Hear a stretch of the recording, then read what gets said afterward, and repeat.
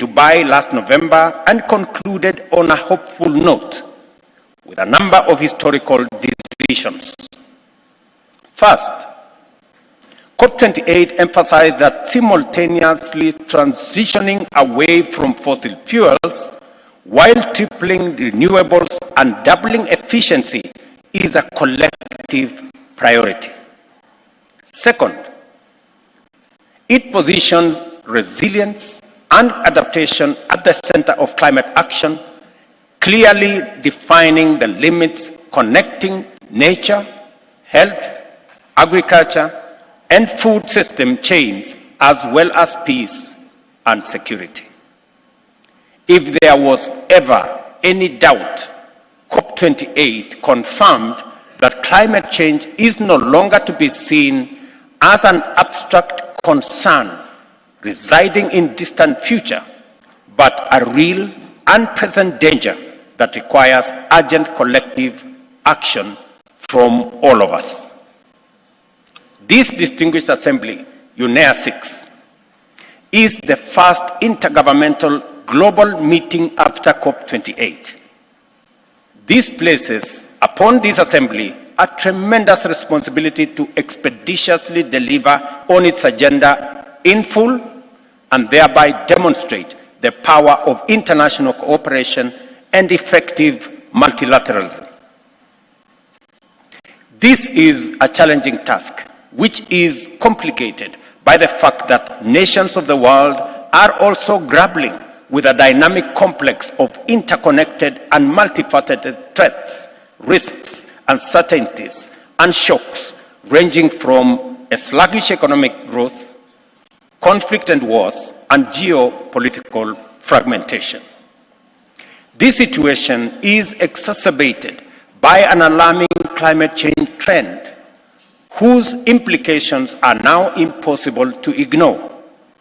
Record-breaking temperatures on one end, catastrophic droughts and floods, escalating sea levels, landslides, rampant wildfires. If anybody watched TV last night, we were witnessing huge wildfires in the US, severe cyclones which have become frequent and familiar in many regions worldwide. Science is unequivocal that human activity are the primary catalyst for this phenomena. Consequently, as humankind, we are faced with a critical decision to radically alter our course or persist on the current path, endangering our very existence. Undoubtedly, we collectively appreciate this predicament, yet our track record on course correcting is mixed. On one hand, undeniable progress has been made on several fronts. At COP28, we operationalized the Loss and Damage Fund to support economic and non-economic losses and damages associated with adverse effects of climate change in climate-vulnerable developing nations. At the same time, the adoption of the coming Montreal Global Biodiversity Framework was pivotal in defining the actions that must be taken under and within this decade in order to curb biodiversity loss by 2030 and set the planet on a path of restoration and recovery.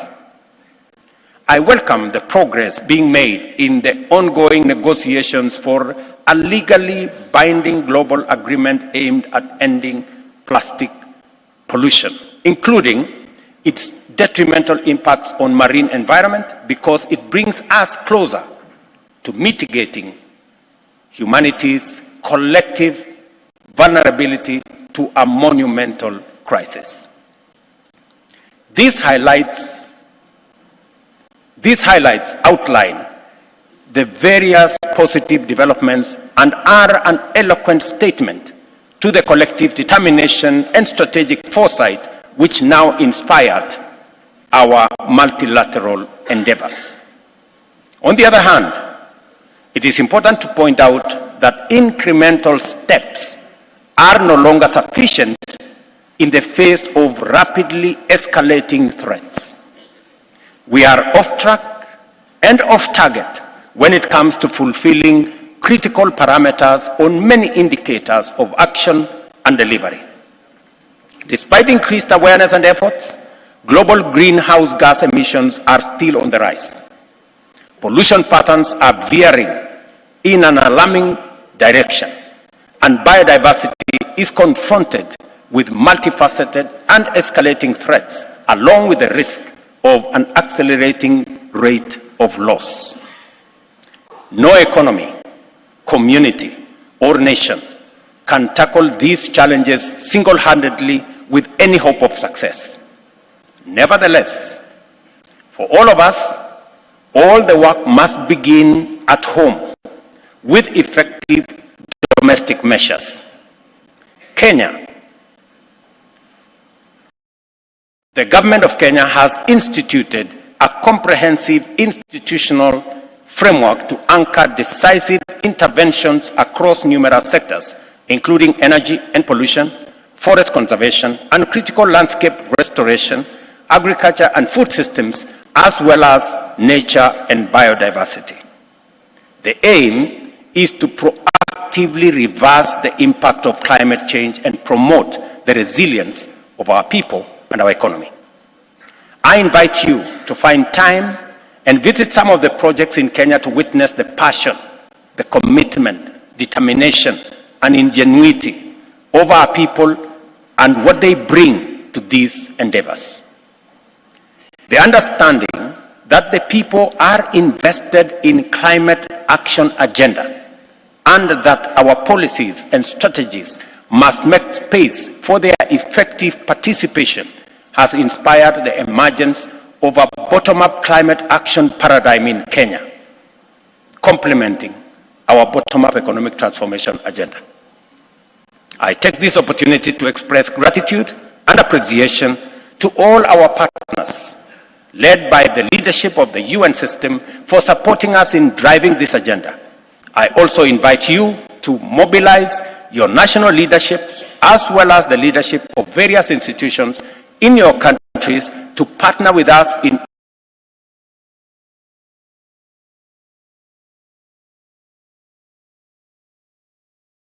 global cooperation as a matter of great urgency.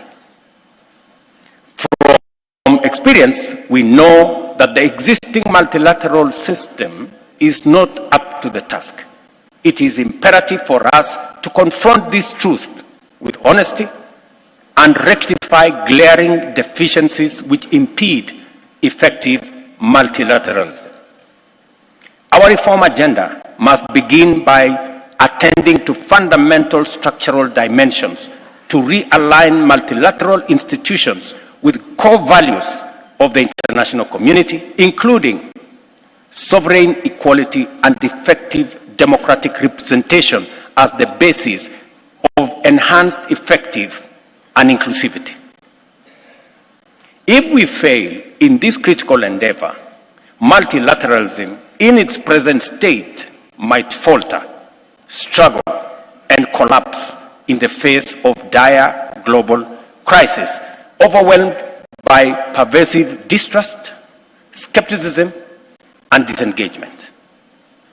The time has come for us to find and apply the levers of transformational change in order to address multiple priorities simultaneously. Last September, Kenya and the Africa Union Commission convened the first Africa Climate Summit here in Nairobi. The summit culminated in the Nairobi Declaration on Climate Change and Call to Action, which set out our vision as Africans for climate-positive economic growth and development on our continent. The summit recognized that our continent has the fundamentals to spearhead progress along a path compatible with effective climate action by serving as a cost-competitive industrial hub with a capacity to support other regions in achieving their net zero ambitions. It also called for the urgent reform of the global financial architecture to rectify its current deficiencies and modernize the entire system to meet the development needs of the majority in the 21st century. African countries and many other developing countries pay significantly higher costs, up to 5 times more than others, for our debt.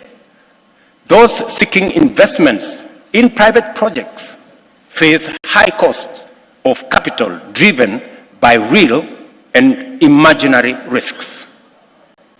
This arbitrary, unjust, discriminatory, and unequal state of affairs is untenable given the pressure of time, limited resources, and the imperative to actualize a fairer and more inclusive development and responsive global governance. Excellencies, ladies and gentlemen, international collaboration is crucial in promoting the adoption of the reduce, reuse, and recycle life cycle approaches to waste that are vital for sustaining the blue economy and its ecosystems. Kenya's response to ban single-use plastic has proved effective. To build on this progress, we are implementing the Green Economy Strategy and Implementation Plan to shift waste management to a circular economy. I urge the global community to advance towards a climate-neutral, resource-efficient, and circular economy. We commend United Nations Environmental Programme, UNEP, for its role in the intergovernmental negotiations for the Global Plastic Treaty. Building on this achievement, and in line with promoting efficiency and effectiveness, I urge the global community to support Africa's position that the Secretariat of the treaty be headquartered here in UNEP. Excellencies, ladies and gentlemen, I have reasons for it. The current global environmental governance remains fragmented despite the historic agreement at the Rio +20 conference, which calls for the consolidation of headquarters functions in Nairobi. This governance fragmentation leads to policy inconsistencies, overlaps, inefficiencies, and wastage in the administration and implementation of multilateral environment agreement. Addressing environmental issues in this manner diminishes efficiency and effectiveness, undermining our ability to make meaningful change.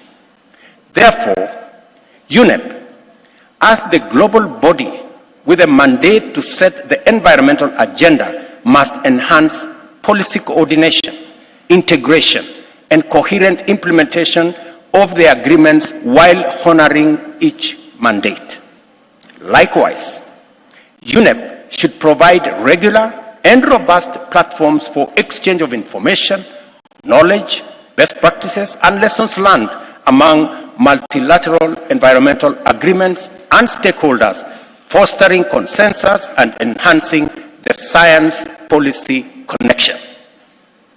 With these important mandates in mind, I note with concern that financing from the UN regular budget and voluntary funds remain insufficient for UNEP to effectively deliver. And I am happy Dennis Francis is here with us, that you will consider at the UN General Assembly the requests that have been made by UNEP on modernizing the facilities here. We are very proud that this compound where we are today is the largest UN compound on earth. Here we have 140 acres donated by the people of Kenya because we believe in what UNEP is doing. We would expect a lot of support from the rest of the UN community to make this facility a truly environmental headquarters of the globe. I therefore urge the UN General Assembly to secure new, substantial, and reliable funding from its regular budget to provide consistent and sustainable support for UNEP's crucial work. Additionally, I appeal to donors to increase their voluntary contributions, recognizing the urgent and vast scope of current environmental challenges. Excellencies, ladies and gentlemen, we have 6 years left to deliver on the UN 2030 agenda for sustainable development. Unless we collectively undertake radical positive action, we are on course to fail.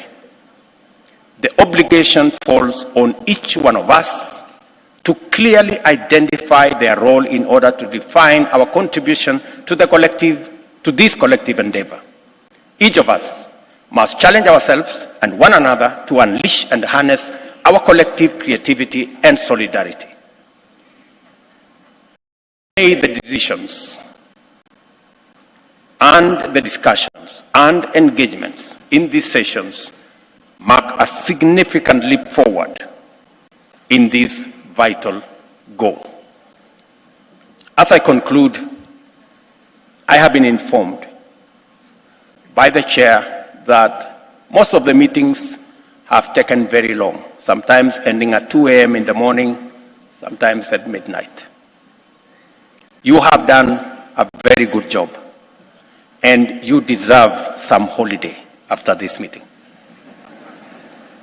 I just want to give you some hints on where to find a place to enjoy your time after this very committed service to humanity. One is that about 10 or 15 minutes from your hotel room is Nairobi National Park. You can visit Nairobi National Park. I, however, want to warn you that we have a fence around the Nairobi National Park, but sometimes the lions break out.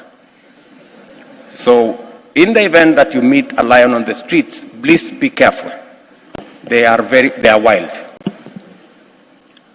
Let me give you another hint that if you thought it's only humans who elect members of parliament and have a legislative body, I invite you to go to Naivasha, and you will find a phenomenon called the baboon parliament, where baboons meet regularly at a particular place, at a particular time, and they discuss their legislative issues.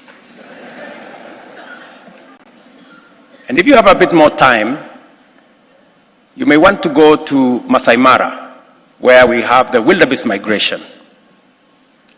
And this migration is much more orderly than the human migration. They know how to cross borders, and they know how to move without causing any environmental damage. And if you have a bit more time, please travel to Lamu, and you will have an opportunity to watch the swimming lions there. And finally, you may want to watch another migration called the whales migration in a place called Tana River. So, you have ideas on what to do after this conference. And I wish you very fruitful deliberations. Thank you very much.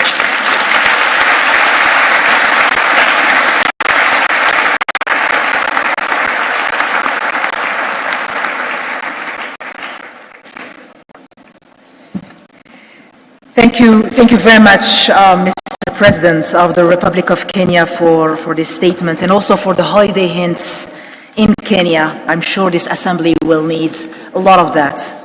Please allow me to take this opportunity to extend on behalf of all delegations our sincere appreciation to the people and the government of Kenya for their hospitality and for being champions for the environment. I now have the honor to invite His Excellency Mogwitsi Eric Masisi, President of the Republic of Botswana, to address the Assembly.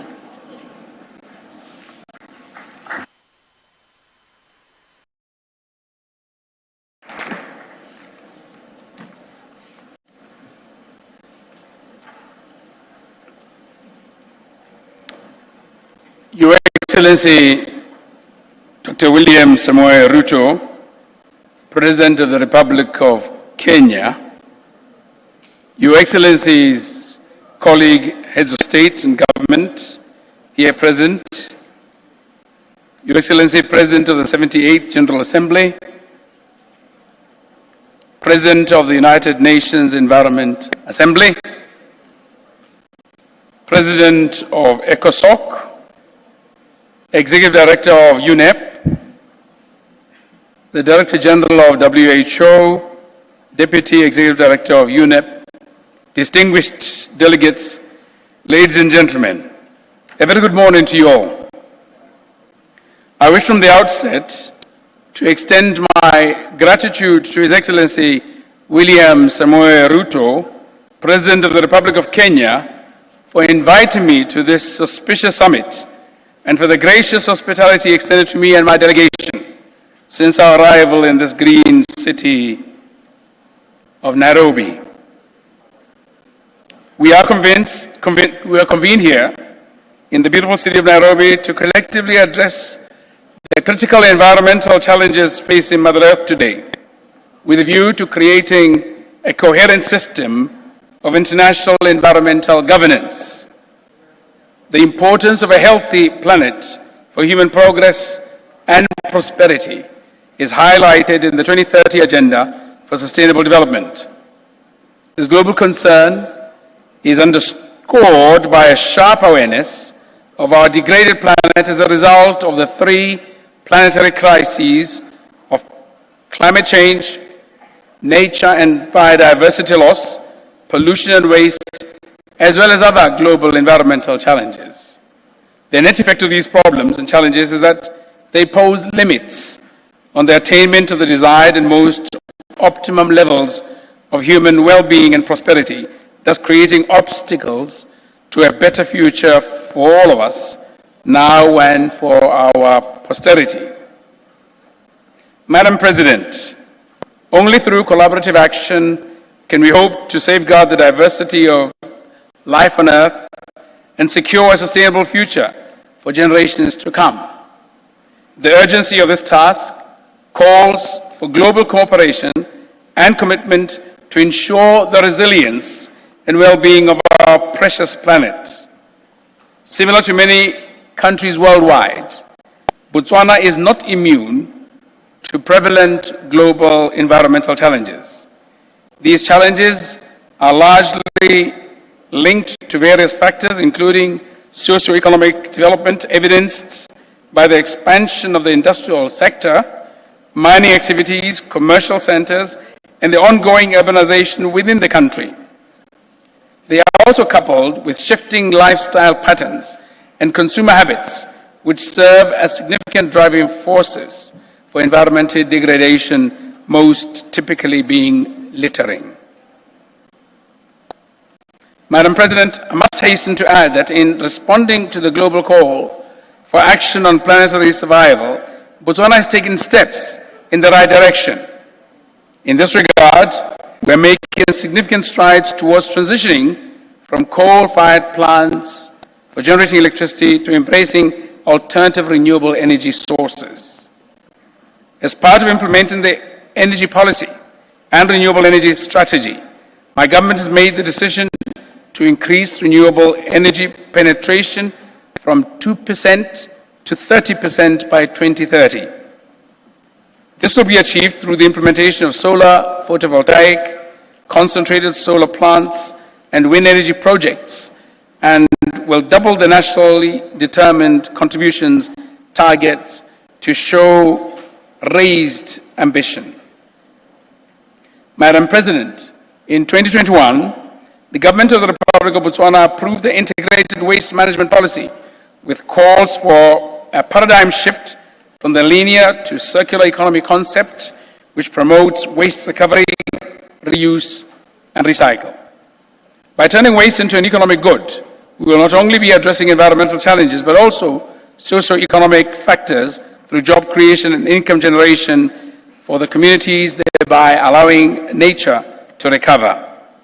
Furthermore, Botswana is reinforcing its commitment to a circular economy by developing the waste management value chain roadmap to enhance the understanding of the circular economy concept and business opportunities in the waste value chains. This necessarily entails investing in waste recovery, recycling, and the reuse infrastructure and awareness outreach campaigns to promote proper waste disposal and recycling practices nationwide. Madam President, pollution is a serious matter that does not only threaten the environment, but is also a threat to both human and animal health because of the interconnection of ecosystem